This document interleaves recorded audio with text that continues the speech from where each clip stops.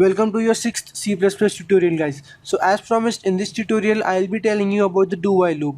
Now the for and while loop mostly satisfy all our needs, but there is one particular condition where both of them fail, and that is where the do while comes in.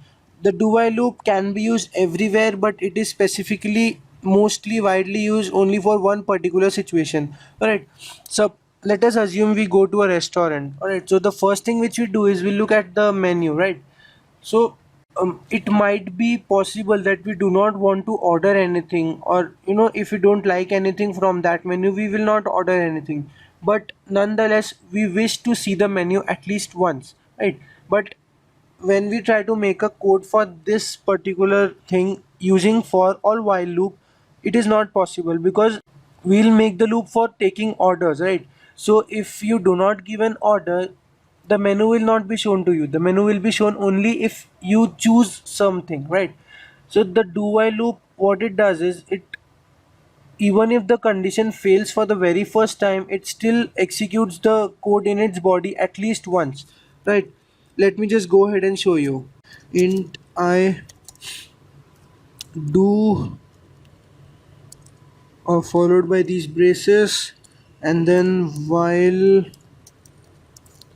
and the condition here, right? So as you can see, there is a basic difference between the syntax.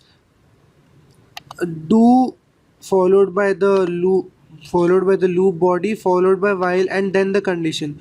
So in the for and while cases, the condition is checked before entering into the loop, but in this case the condition is checked during the exit time. So even if the condition fails for the first time, the body is executed at least once, right?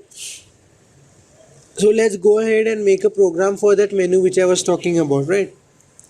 Again, I'll ask him for a choice. One, eat.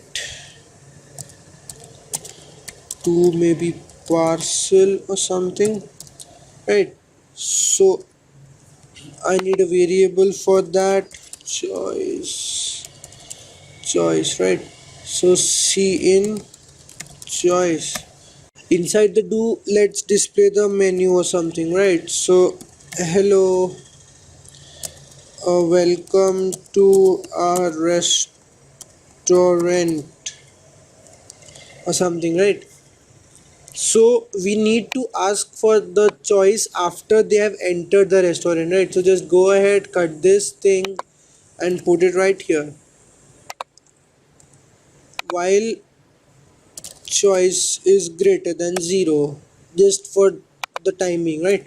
So let's go ahead, let's save it and see what it does. Do while maybe. Okay, compile and run.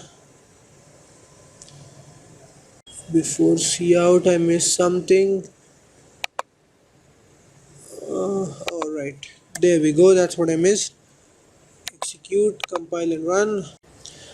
Hello, welcome to our restaurant, and then it will ask for choice, right? So we can enter the choice and you can write the, I am sure you can write the code for the various choices, right guys? So that's what do while is for. What I want you guys to do now is just go ahead and try out the same exact code using a for or a while loop, right? You will get to know what I actually mean. Okay, you will get the difference very clearly if you try it out yourself.